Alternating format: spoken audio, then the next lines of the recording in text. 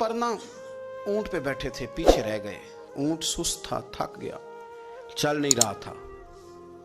हजरत अबू ज़र ग़िफ़ारी रज़ी अल्लाह ताला अन्हु पहले तो उसे ले गए ये गांव में कि ऊंट बीमार हो गया, उसका इलाज कराया, लेकिन जब वो ठीक ना हो सका ना तो ऊंट वहीं छोड़ दिया। हुजूर सल्लल्लाहु अलैहि वसल्लम के पीछे ज़रूर पहुंचना है मैदान तबूक में, तो जो सामान था वो सारा पुश्त पे रखा और अकेले ही चल दिए, तने तन्हा और पैदल।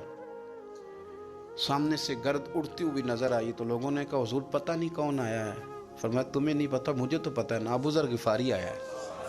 अबू ज़र ग़िफ़ारी आए। फिर हुजूर ने फरमाया यमशी वाहिदा व यमूत वाहिदा व युबास वाहिदा। फरमाया ये तन्हा चलते हैं, ये तन्हा ही दुनिया से जाएंगे, तन्हा ही उठाए जाएंगे, तन्हा चलते हैं, तन्हा ही दुनिया से जाएंगे, इंतकाल तन्हा ही उठाए जाएंगे। जो बहुत ज़्यादा सख्ती करने लगे सहाबा पे, बहुत ज़्यादा। तो हज़रत उस्मान गनी रज़ी अल्लाह ताला अन्हु ने फरमाया कि आप अपने मिजाज के लिहाज से तो दुरुस्त हैं, पर जो चीज़ आप तारी करना चाहते हैं, जब शरीयत गुंजाइश देती है तो आप क्यों इतनी सख्ती फरमाते हैं। तो फरमाने लगे ठीक है, फिर मुझे रब्ज़ा जाने की इजाज़त दे दो। रब्ज़ा एक बस्ती थी, जंगल था, वहाँ कोई आता जाता नहीं था, असी किसे दे कुछ नहीं चला गए तो ना कुछ साडा दर्दी। हुजूर ने कहा था ना यमशी वाहिदा, तो अकेला चलेगा, रब्ज़ा चले गया। हज़रत सैयदना उस्मान गनी ने कहा ये कुछ बकरियां ले जाओ, दूध पी लिया करना। फरमाया उस्मान मुझे माल की तो ज़रूरत पहले दिन से ही कोई नहीं, मुझे तो रब रसूल की ज़रूरत है, उनकी करम नवाजियाँ मेरे साथ रहती हैं। तशरीफ़ ले गए, वहाँ तन्हा खजूर के खुश्क टुकड़े खाते, इबादत करते, अल्लाह को याद करते। बड़े बड़े लोगों ने आके कहा कि अबू ज़र आपकी बड़ी शान है, हमारे साथ चलें। फरमाया छोड़ो, कहाँ मंशूर हम और कहाँ हंगामे मोहब्बत के, एक हुजरे में रहते हैं, खुदा को याद करते हैं, ज़रूरत कोई नहीं, जहाँ हूँ ना वहाँ मैं ठीक हूँ, हाजत नहीं। विसाल का वक्त आ गया, दुनिया से जाने का टाइम आ गया, अकेले हैं, बीवी है और बेटी है, जंगल का इलाका है, हज हो गया, रास्ते बंद हो गए, बीमार हो गए। अपनी अहलिया को बुला के कहने लगे अब मैं बचूंगा नहीं, अब जाने का वक्त आ गया।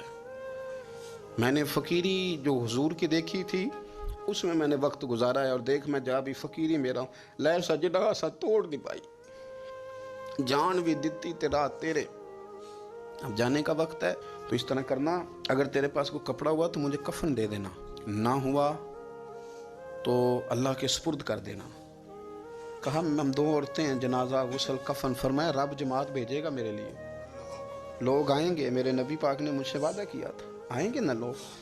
तो अहलिया कहने लगी अबू ज़र आपको कैसे पता है कि आप इस सहरा में इंतकाल कर जाएंगे, अल्लाह शिफा देने वाला है। फरमाने लगे हम 3-4 लोग बैठे थे तो हुजूर ने फरमाया था तुम में से एक शख्स सहरा में अकेला इंतकाल कर जाएगा।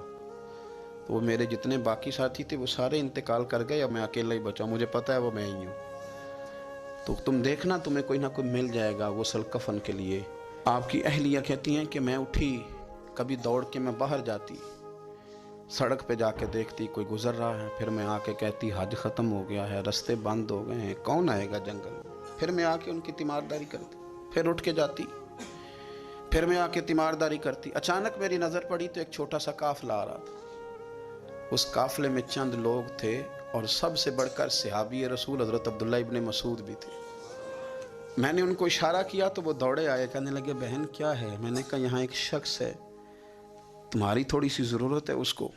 तो अब्दुल्ला इब्ने मसूद कहने लगे कौन है बीबी। कहते मैंने कहा कि वो अबू ज़र ग़िफ़ारी हैं।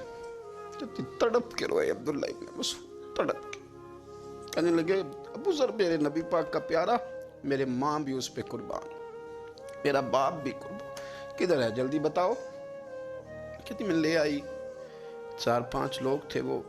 तो सैयदना अबू ज़र ग़िफ़ारी कहने लगे अब्दुल्ला मेरा विसाल हो जाएगा, लेकिन याद रखना मेरी बीवी के पास कफन के लिए कपड़ा मौजूद नहीं। वो लहो सजना सा तोड़ ही नहीं पाई, जान भी दिती तेरा तेरे, कफन के लिए कपड़ा नहीं है। लेकिन तुम में से ना वो बंदा कोई कपड़ा ना दे जो कभी किसी सरकारी ओहदे पे रहा हो, वो बंदा मेरे कफन के लिए कपड़ा ना दे, किसी सरकारी ओहदे पे रहा। एक अंसारी जवान कहने लगा अबू ज़र मैं कभी किसी ओहदे पे नहीं रहा, اگر آپ میری چادر قبول کر لیں کفن کے لیے تو میں ٹھیک ہے. میں نے نا حضور کے طریقے پر زندگی گزاری ہے. چپ کر کے میرا جنازہ پڑھ دینا اور مجھے کہیں اور نہ لے کے جانا.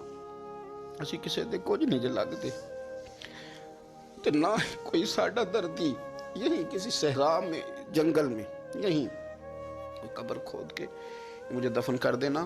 مجھے جانے نہیں ہے کسی جگہ. حضرت عبداللہ ابن مسعود رضی اللہ تعالیٰ عنہ نے جنازہ پڑھایا اور اس درویش کو جو 5ویں یا 4تھے مسلمان ہیں ان کو وہاں دفن کیا.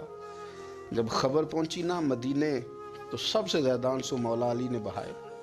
سب سے زیادہ حضرت علی نے. لوگوں نے کہا اتنا کیوں روتے ہو؟ فرمایا 2 ہی تو بندے تھے جو اللہ کے راستے میں کسی کی پرواہ نہیں کرتے تھے, اب ایک ہی رہ گیا ہے. کہا حضور کیا مطلب؟ فرمایا 2 ہی تھے, ایک ابو ذر اور ایک علی. اب اکیلا علی تو رہ گیا, وہ چھوڑ کے چلے گئے. حضرت سیدنا ابو ذر غفاری رضی اللہ تعالیٰ عنہ اس عظیم شخص کا نام ہے. سردار قبیلے سے تعلق تھا, بڑے بہادر تھے, اور حضور کو فقیری میں دیکھا تو پھر زندگی اسی فقیری میں گزار دی. اسی فقیری میں, اسی طریقے میں وفا کر کے نا اسی رنگ میں گزار دی. انہی نقشوں پہ رہے. اگرچہ جائز تھا, بڑے بڑے لوگ تھے. حضرت عبد الرحمن ابن عوف بڑا مال تھا, حضور نے ان کو جنتی کہا, ان کے پیچھے نماز پڑھی, سب ٹھیک تھا. پر فرماتے تھے یار میں انکار نہیں کرتا, پر میرے نبی نے فقیری کی. حضور نے ایک وقت کھایا, ایک وقت بھوک کاٹی. تم کس طرح بھر بھر کے پیٹ کھاتے ہو؟ تم کس طرح اتنی آسانیاں دیکھ